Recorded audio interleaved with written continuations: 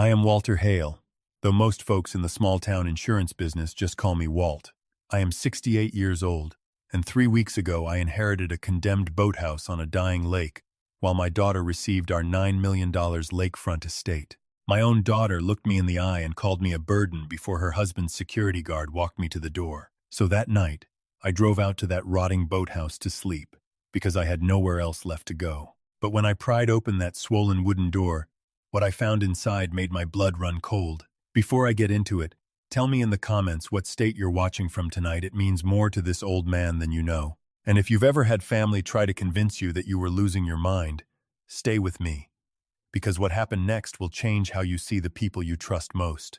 Let me take you back to the morning everything fell apart. It was a wet Thursday, exactly 17 days after we buried my wife, Diane. 42 years of marriage. 42 years of building a modest but steady life. I ran a small insurance agency out of a strip mall for 3 decades, and Diane kept the books tighter than any accountant I ever met. We weren't flashy people. We drove old trucks and clipped coupons even after we didn't need to. But somewhere in there, quietly, patiently, we became wealthy. Land Diane bought decades ago on a whim turned into a lakefront empire worth more than either of us ever dreamed. We built our forever home on Cedar Hollow Lake, 9 bedrooms of glass and timber overlooking the water, and I figured someday it would pass to our daughter, Paige, the way these things do. I sat in the office of Harold Bevins, our family attorney for 20 years, in a room that smelled like old paper and grief. Across the table sat Paige and her husband, Trent, dressed like they were headed to a gala instead of sitting through the reading of my wife's will. Trent kept checking his phone under the table like he had somewhere better to be. I sat there in my one good suit, hollowed out, still not able to fully believe Diane was gone. Harold cleared his throat and started reading. The lakefront estate, every square foot of it, the house Diane and I had poured our whole lives into, was to be transferred immediately and entirely to Paige and Trent. I nodded slowly, expecting that. What I did not expect was what came next. According to the will, I, Diane's husband of 42 years, was left a single piece of property, an abandoned, condemned boathouse on the far shore of Miller's Lake, 2 hours north, a place we'd bought years ago as an afterthought and never once visited. That was it. That was my entire inheritance. I asked Harold, my voice shaking, if there'd been some mistake. Before he could answer, Trent snatched the papers off the table and let out a short, ugly laugh. "You heard him, Walt," he said, his voice thick with contempt I'd never heard from him before. "The house is ours now. Diane knew you couldn't keep up with a property like this on your own anymore. Frankly, an old man rattling around 9 empty bedrooms is a liability, not a homeowner." My own daughter did not correct him. She just looked at the table, silent, her jaw tight. I don't remember the drive back to the house. I remember packing 2 suitcases while a hired man I'd never seen before stood in the doorway of my own bedroom, watching me like I might steal something. By 4 that afternoon, I was standing in the marble foyer with my bags, and Paige finally spoke to me directly for the first time since the will was read. "Dad, it's not personal," she said, not quite meeting my eyes. "You just need somewhere quieter, somewhere you can rest." Trent's assistant handed me a small, unlabeled pill bottle. "For your blood pressure," Paige added. "Mom wanted you to have them. Take 2 a day." I stood there holding that bottle in my palm while the front door closed behind me, sealing me out of the only home I had left. I found my old Chevy pickup parked crooked behind Trent's row of German sports cars, tossed my bags in, and sat there a long moment staring at the pills. No label, no pharmacy sticker, no dosage, just plain white tablets rattling in clear plastic. Diane was meticulous about everything. She wouldn't have handed me unmarked medication, not in 100 years. But grief makes a man doubt his own good sense, and I told myself I was imagining things. I called Paige from the truck before I pulled out of the driveway. I needed to hear her say it wasn't true, that this whole thing was some clerical mix-up. Instead, I heard laughter in the background, glasses clinking, the sound of a party already underway. "Dad," she said, her voice suddenly warm and syrupy in a way that didn't match the woman from the foyer 20 minutes earlier. "Are you doing okay? Do you need us to send someone to help you get settled up north?" "Paige," I said, keeping my voice level, "why did your mother leave me a condemned boathouse and leave you the entire estate? And what exactly are these pills?" She sighed, the practiced sigh of someone bearing a heavy cross. "Dad, we talked about this. Mom knew the taxes and upkeep on a house like this would bankrupt you on a fixed income. She was protecting you. And those pills, your memory's been slipping. You know that. You've been forgetting things. Mom had them specially made for you before she passed. Please just take them, for her.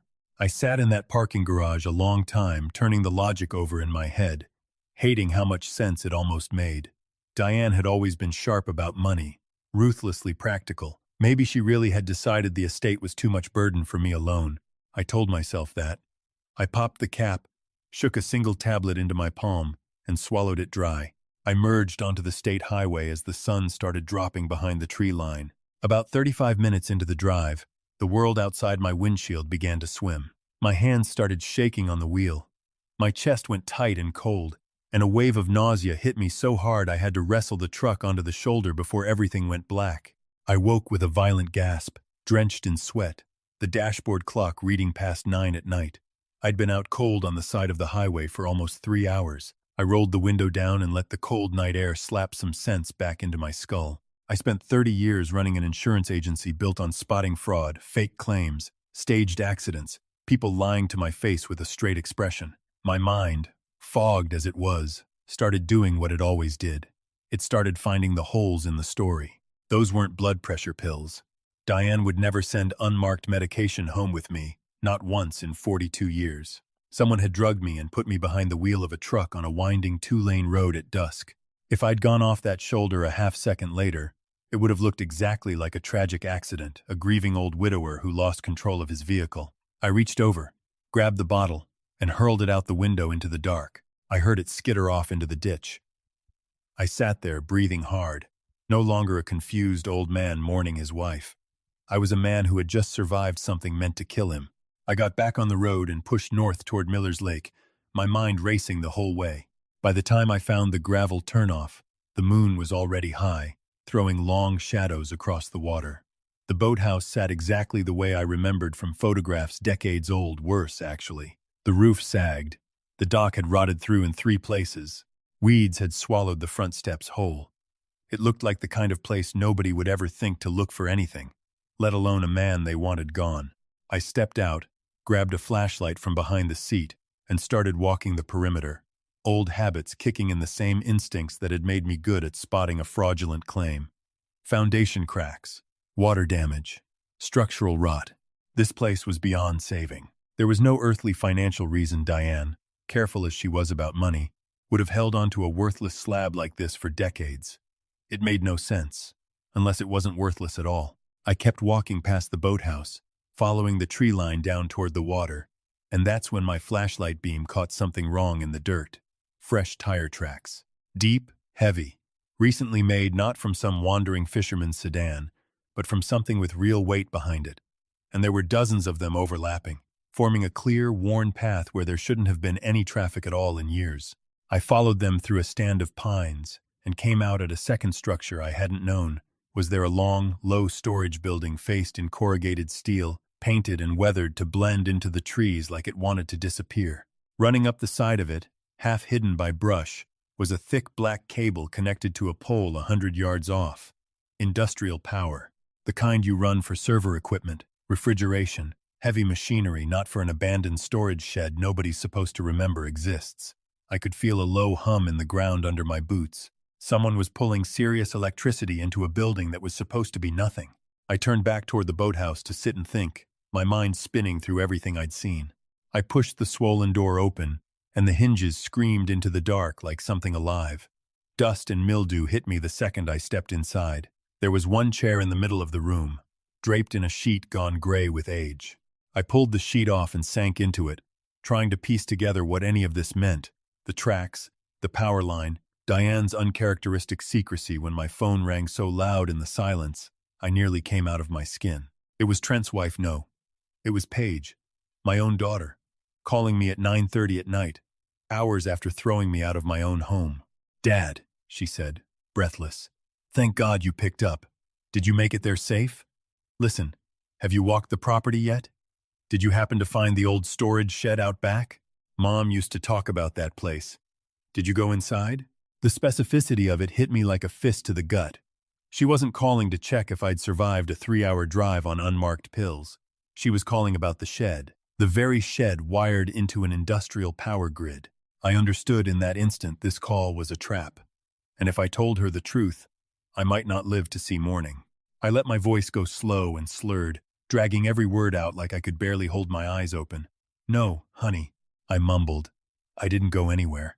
Those pills your mother left me. I feel like I'm underwater. Barely made it in the front door. I think I'm just going to sleep for a week." There was a pause on the line, calculating, and then something cold slid into her voice that I'd never heard from my daughter before in my life. "Oh, Dad, I'm so sorry the drive wore you out. Just rest. Don't worry about the shed tonight. We'll talk in a few days." The line went dead. She didn't say she loved me.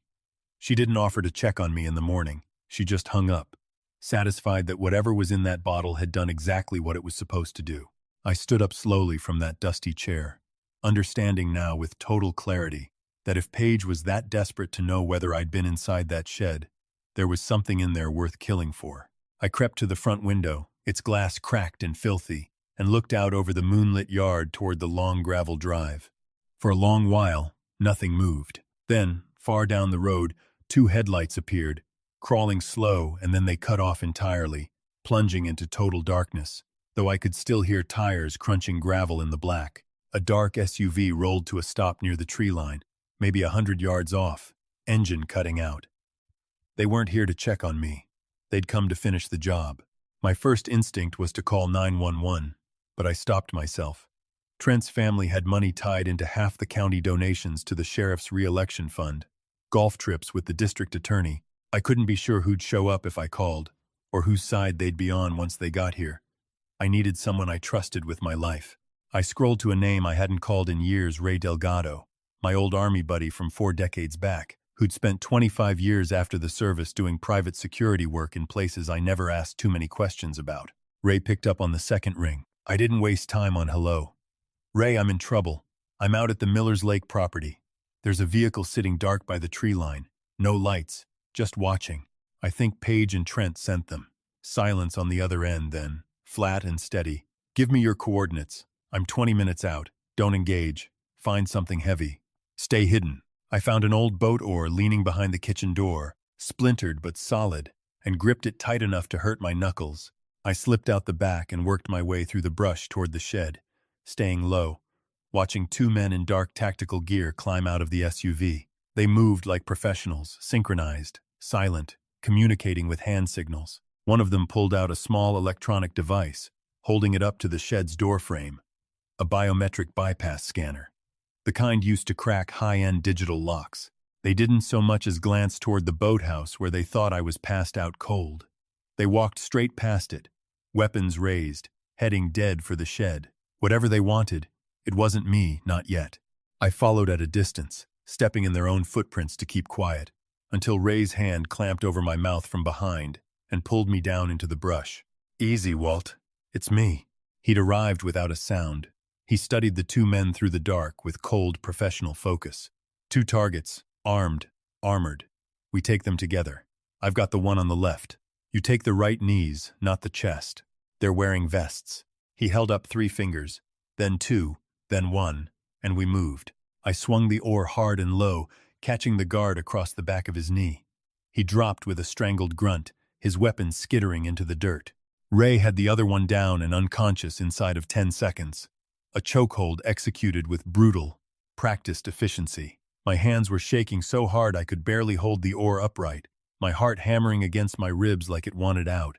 Ray zip-tied both men, stripped their weapons, tossed them into the brush, and pulled a sleek black key card off the first guard's vest.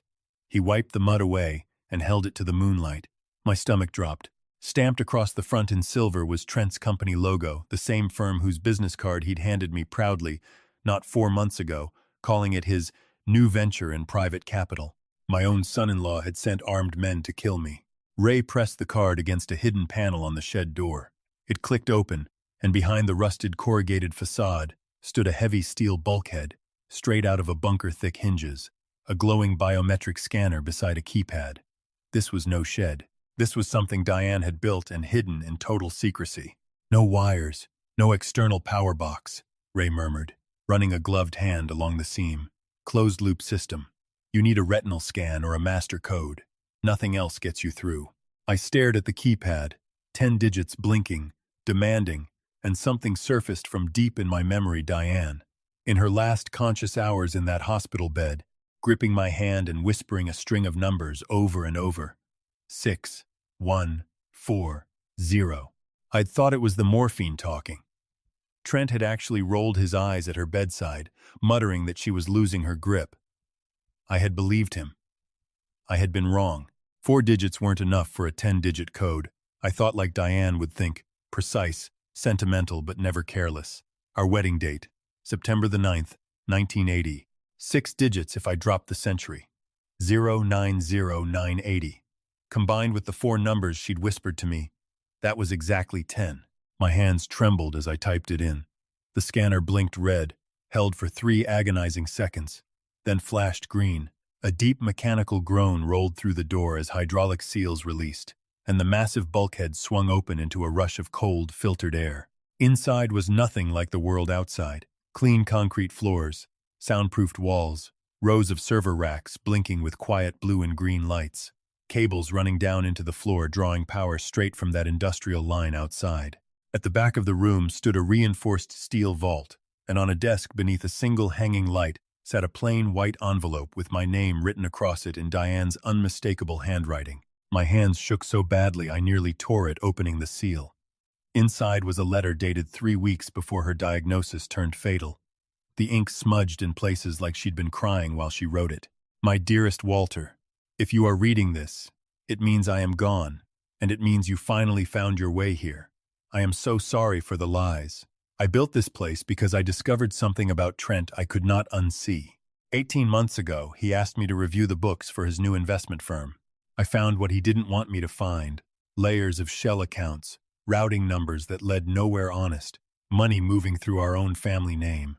Our son-in-law is laundering cartel money through real estate, Walter, and he was planning to use our estate as his cover. I could not confront him directly. I needed time. So I played the part of a fading old woman while I quietly moved everything that mattered out of his reach. I hid our true fortune here. I left him the house and the visible accounts as bait, so he would believe he'd won while I protected what truly matters. If my heart gave out early, Walter, it did not give out on its own. Open the vault. Don't let him take what's left of you. The bunker seemed to grow colder around me. Diane had suspected they were speeding along her death. My beautiful, careful wife, murdered by the same people who'd handed me those pills. I made a low sound I didn't recognize as my own voice. Ray put a hand on my shoulder, silent, steady, ready to go to war beside me. I folded the letter and walked to the vault. Using the same code, I spun the dial and pulled the door open. No stacks of cash, no gold, but to a man who'd spent 30 years reading the fine print of financial ruin, what sat on those shelves was worth more. Bundled bearer bonds, deeds to properties I'd never known we owned. Offshore account documents worth, by my rough count, somewhere north of $70 million. Diane had spent the last 2 years of her life quietly bleeding our visible wealth dry and pouring it here, out of Trent's reach, while everyone around her believed she was simply losing her mind. But if she'd protected everything else, why hand Trent the entire $9 million estate outright? That contradicted everything. I went back through the vault and found, tucked into the bottom shelf, a thick red folder marked simply "Liability" in Diane's sharp handwriting. Inside were pages of forensic notes, routing numbers, phantom renovation invoices, shell companies, all tied directly to our Lakefront address. Diane had discovered that the estate itself had been quietly turned into the laundering hub, mortgaged and leveraged without my knowledge, dirty cartel money washing through fake landscaping contracts and phantom pool installations. If the property had passed to me, I would have been the name on the deed when federal agents came knocking. She hadn't left Trent a gift. She'd left him a loaded gun pointed at his own head and stepped out of the blast radius entirely, taking me with her. I set the folder down, a grim understanding settling over me, when Ray moved toward a second terminal and pulled up a folder on the desktop labeled simply, quietly, Walter, and beneath it, a subfolder, Investigator Files. My chest tightened. Diane had hired someone. She'd known she was surrounded by threats and needed proof. "You sure you want to see this?" Ray asked quietly. I nodded, though my throat had gone dry as chalk. He clicked the final file. The footage showed Diane in her hospital bed, thin and fragile, machines beeping steadily around her. The timestamp read barely 3 hours before she died. The door opened. Trent walked in alone, dressed for dinner, checking his watch with the same irritation you'd show a delayed flight. "She's taking too long," he said flatly into the empty room, not knowing the camera was recording every word. "The people I answer to need this resolved by Friday." He pulled a syringe from his jacket pocket, filled with something clear, and injected it directly into her IV line without a flicker of hesitation. Diane's body arched off the mattress. The monitors screamed. He stood there and watched her die, checking his phone once more before pressing the call button for the nurses and dropping into a chair, arranging his face into grief just before they burst through the door. I sat frozen in that chair, staring at the paused image of my wife's still body, and felt the last of my sorrow burn away into something cold and absolute. They had murdered her, and tonight they had tried to murder me too. Before I could speak, the lights above us flickered and cut out, and a deafening alarm tore through the bunker. The perimeter sensors had been triggered. Ray was already at the security console, pulling up a bank of camera feeds Diane had rigged across the entire property. 4 black SUVs tore up the gravel drive, headlights blazing now, no more pretense of stealth.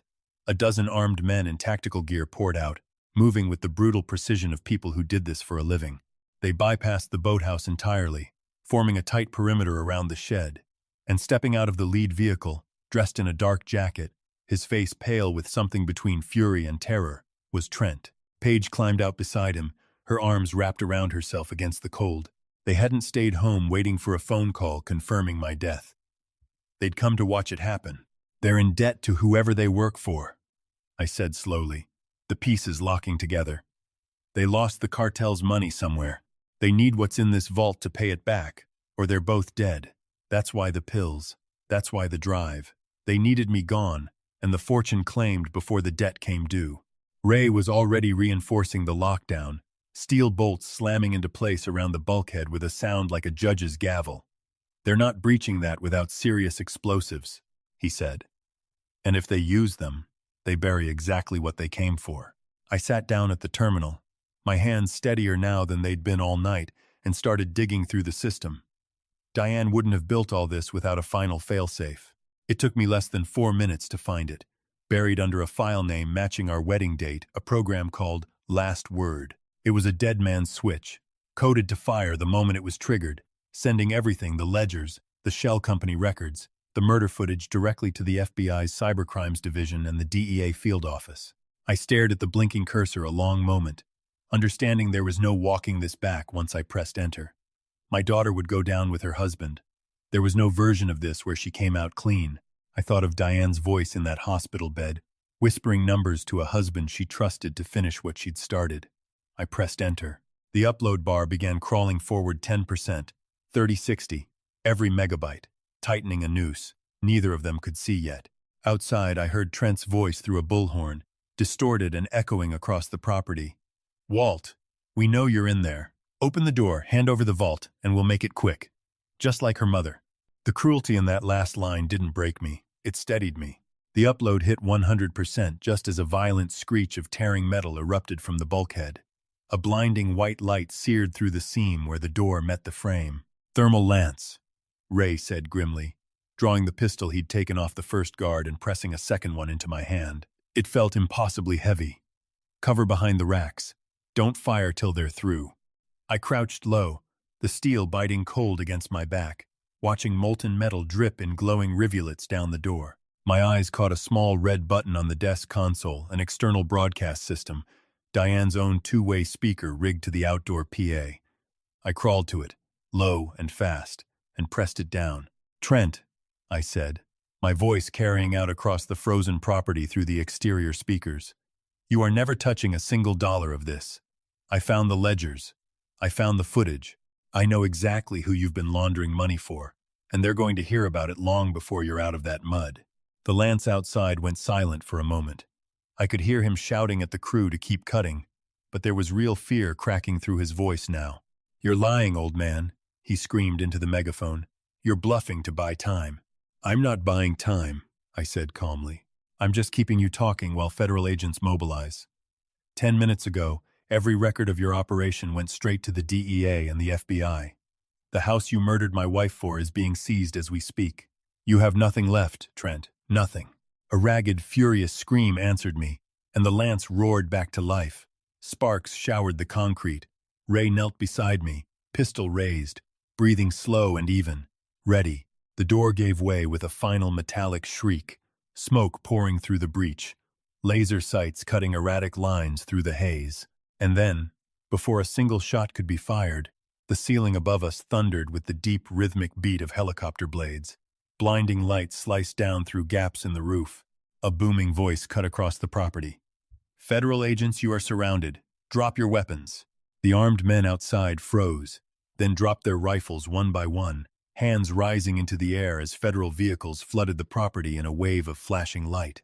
Through the security feed, I watched Trent and Paige break into a panicked sprint for the tree line, abandoning their own security detail. Trent went down hard in the mud, sobbing, begging one of the very men he'd hired to help him up. The man spat in his face and walked away. Federal agents dragged him up by the arms, his tailored jacket ruined, his face streaked with mud and tears. Paige was tackled 20 yards farther, sobbing my name into the frozen grass. Ray and I stepped out of the bunker into a scene lit red and blue, helicopters circling overhead, agents securing the perimeter. A tall agent in a bureau jacket approached and extended his hand. "Mr. Hale, Special Agent Doyle, we received your wife's files 11 minutes ago. It's airtight. Congratulations, you just handed us the biggest laundering case this field office has seen in a decade." I walked past him to where Trent knelt in the mud, flanked by 2 agents. He looked up at me, and for one fractured second I saw the boy who used to help me change the oil in that old truck, back before money and greed swallowed whatever decency he'd ever had. "Dad, Walt, please," he choked. "Tell them it's a misunderstanding. I'm family."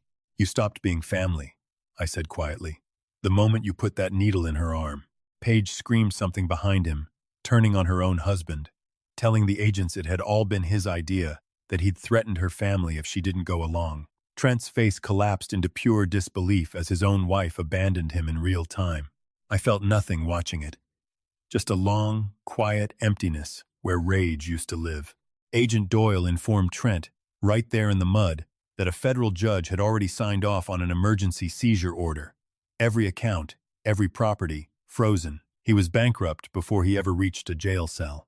I handed the agent the empty pill bottle I'd kept in my jacket pocket the whole drive back, along with a description of exactly what had happened on that highway. "Add attempted murder of a federal witness to the list," Doyle said grimly, snapping the evidence bag shut. They loaded both of them into separate cars. The doors slammed. The convoy pulled away down that long gravel drive, taillights disappearing into the dark, until the whole property fell quiet again, except for the wind moving across the water. Ray stood beside me a long while before he finally spoke. "What now, Walt?" I looked at the crumbling boathouse, the shed hiding a fortune, the lake stretching out silver under the moon, and I thought about everything Diane had sacrificed to protect me from a distance she never should have needed to keep. "Now I build," I said. 6 months passed like something out of another life. The federal case against Trent moved fast, fed by evidence so thorough it left his lawyers nothing to work with. Cartel contacts, banking officials, and enforcers were rounded up within days of the raid. Trent and Paige stood trial together and were sentenced separately. Trent for racketeering and first-degree murder, Paige for her role in the conspiracy, though the judge showed her some leniency for cooperating in the end. Neither of them will breathe free air again for a very long time. With the $70 million finally mine to steward, I didn't want to just sit on it. I tore down the old boathouse and the hidden shed both, and in their place I built something new. A residential center for elderly people who've been financially exploited or abandoned by their own families, staffed with lawyers, forensic accountants, and counselors who understand exactly what it feels like to be discarded by the people who were supposed to love you most. Ray runs security for the whole place now, trading his old gear for a quiet office and a badge that says director. I walk the grounds most evenings, past the garden we planted along the water, and stop at a small bronze plaque set into a stone near the old oak tree. It doesn't mention Trent, or the cartel, or any of the violence. It simply reads, "In loving memory of Diane, whose love outlasted every lie told against it." I trace my fingers over the letters some nights and think about how much she saw coming before I ever did. how much she carried alone so I wouldn't have to carry it at all. She fought a war from a hospital bed and won it from beyond the grave. Money never made us who we were. It was never really about the lake house, or the fortune, or any of it. It was about a woman who loved her husband enough to build an army out of nothing but patience and grit, and a man who's still learning, every single day, what it means to be worthy of that kind of love. If this story kept you with me tonight, hit that subscribe button and tell me, have you ever had to walk away from someone who shared your blood but never deserved your trust? I read every single comment. Thank you for sitting with an old man tonight.